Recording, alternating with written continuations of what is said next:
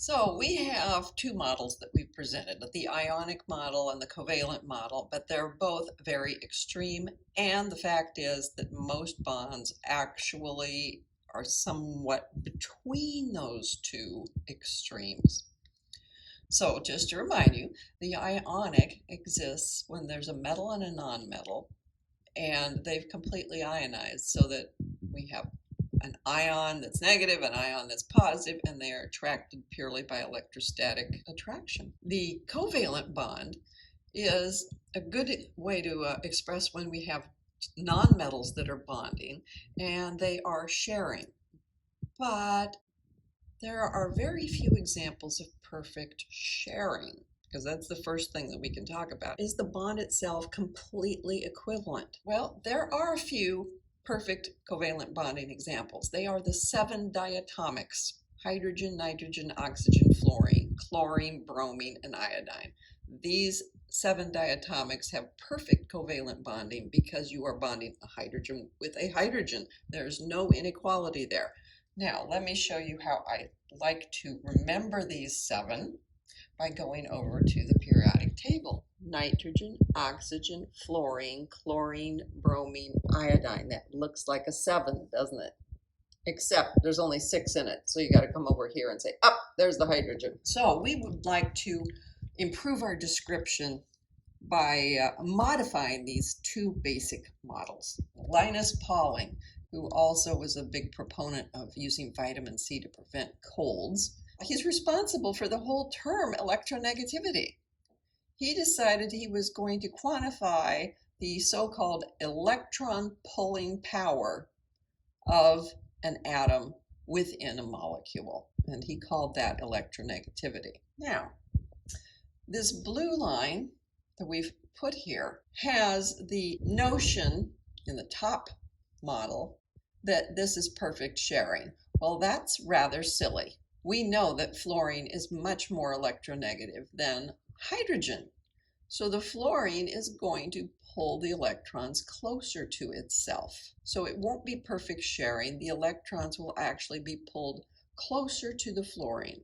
As a result, then, if you encounter a molecule of hydrogen fluoride, the side that has the hydrogen on it will appear to be slightly, and this is a lowercase Greek delta, okay? So somewhat positive. This is the term we use in math is when we see a delta like that, we say partially positive.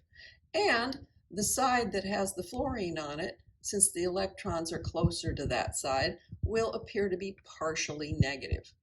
It's not a full charge, because it's not as if the fluorine has taken the electron and left.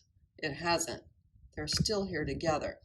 So the way that we can look at this, you see the ovals here, is that that's the so-called electron cloud. Because remember, we're not actually sure exactly where those electrons are. There's a probability of where they are.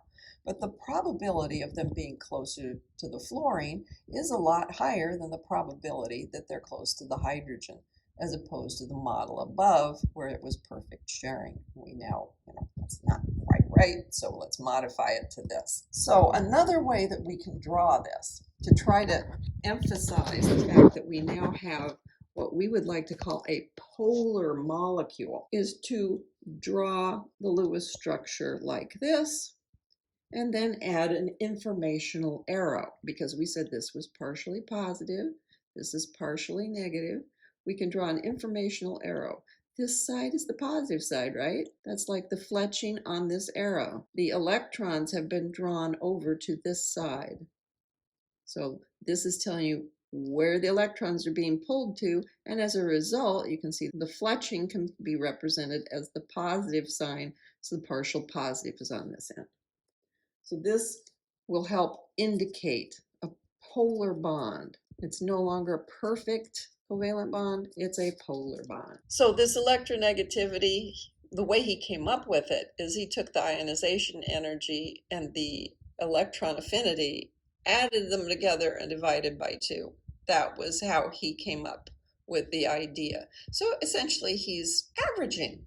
in a sense. The ability of ionization energy and the electron affinity, he's averaging the two of those because both of them have something to do with how much you want an electron. In one case, it's how much you want to retain an electron that you already have, ionization energy, and in the other, it's how much you would like another one, electron affinity. So we have electronegativity values, and we actually have the numbers here. These are to 3 sig figs. Lots of times we say fluorine is just 4.0 because we're only using 2 sig figs. And most of the time you don't need more than 2 sig figs. Really, most of the time all you're doing is comparing and saying which is more electronegative, not which is exactly the most.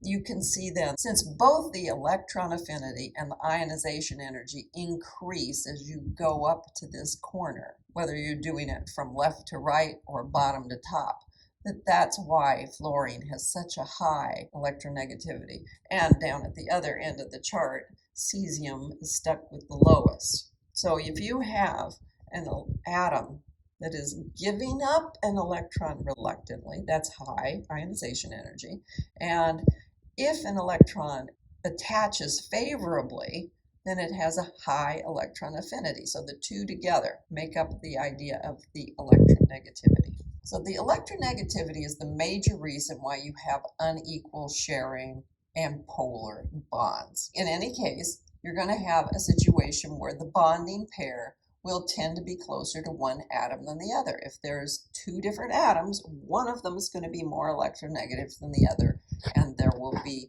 a tendency towards the business of having an unequal sharing and a polar bond. This polarity, the bond will act as if it were a tiny dipole. I know that's not a very useful word if you haven't used it before.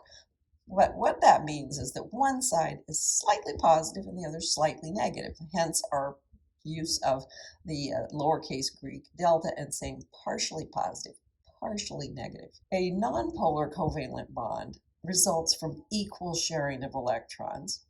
Like I said, the 7 diatomics are examples of perfectly covalent bonds. And we're going to use electronegativity to predict which atom in a bond will attract the electron pair more strongly. So here we have the arrow again. This time it's a hydrogen and a chlorine that are bonded together. And chlorine is still more electronegative than hydrogen, so it will tend to draw the electrons towards it, leaving a slightly positive charge on the side of the hydrogen. So here's that partial sign to indicate this. You can use the arrow to show you this, or you can use the Greek letter to show you what's going on. If you see some of these pictures in our book, if we were able to call something a completely ionic bond, it would be in a very dark blue, all right, and or a very dark red, depending on whether it's positive or negative. And if it was perfectly covalent, it would be a yellowish green. So here's one of those diatomics. So the yellowish green, it's a nonpolar covalent bond. Now the hydrogen chloride here is considered to be covalent, but there is a mismatch between the electronegativities. So we see starting to shade towards orange on this side and definitely green instead of just yellow-green.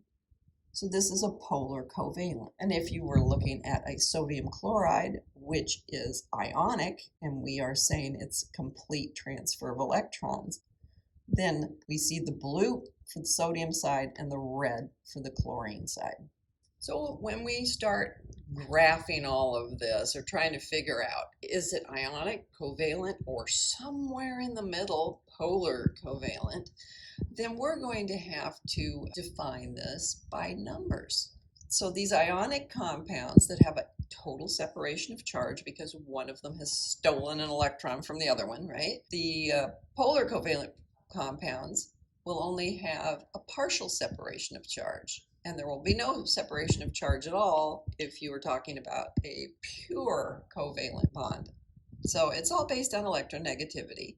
And so what you do is you just say, okay, I've got 2 atoms. I'm looking at the bond between them. What's the difference in the electronegativities. This is rather arbitrary. They set it up and it works pretty well, so they've retained these numbers. If the difference in the electronegativities is less than or equal to 0.4, we'll consider it to be nonpolar covalent. So that means beyond the 7 that we talked about, the 7 diatomics, we can start talking about there being nonpolar covalent bonds between, for example, hydrogen and carbon, because they have very similar electronegativities. So if a hydrogen's bonded to a carbon, we will call it nonpolar covalent.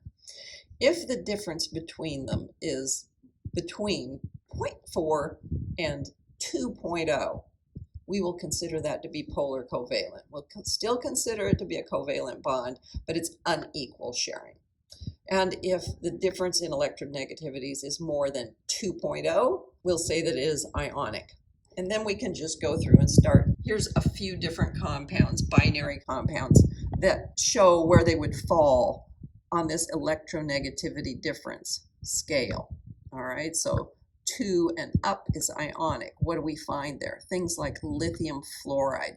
You'll see the fluorides occupy a lot of this ionic area because the fluorine is so electronegative that it's really difficult to get close to it in value. We do have one that is just below 2, and so it ends up being considered polar covalent instead of ionic. But the fluorines tend to be up here in the ionic area. On the other hand, the hydrogens tend to be down here in the nonpolar covalent area, and then they slop over into the polar covalent area because hydrogen's electronegativity is so close to being in the middle. All right, we have it right here. It's 2.2, and since we said 4.0 is the highest that we could get, that's more than halfway to that.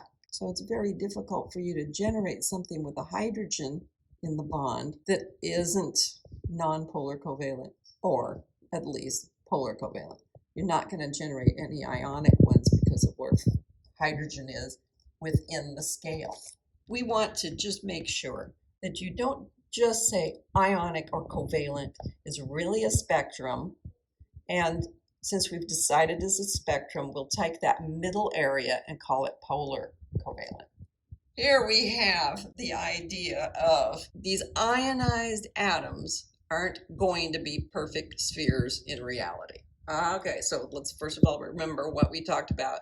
If we ionized an atom and we turned it into a cation with a positive charge, that was when we lost some electrons and it became smaller than the original atom. If we had one that picked up and became an anion, so it picked up an electron, became an anion, then it became much larger.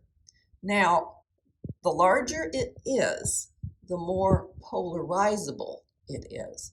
Because remember, we're talking about distorting the electron cloud, and since it's larger than it normally would have been, it has less control over those electrons, right? So they will spread out more.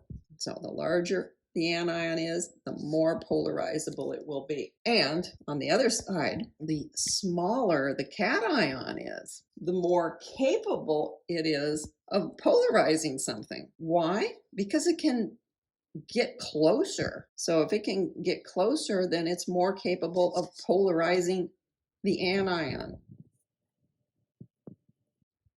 Here we have a nice picture. Here is a nice small polarizing cation and a large polarizable anion. Here's a possibility. Maybe we have an aluminum cation +3 charge and a bromine anion. What's going to increase the polarizing power of the cation? Here's some possible cations, all right? I didn't even get to the aluminum, but if I was giving you a choice of these 4, then you could say, okay, all right, I know that the higher the charge is, the more it will be able to polarize it because it's got more power, right? The other arrow is telling us about size, because the smaller it is, the more capable it is of polarizing things. So overall, out of these 4, we would say that beryllium as a +2 ion would be the most polarizing cation of these. So you look at 2 things, the charge and the size.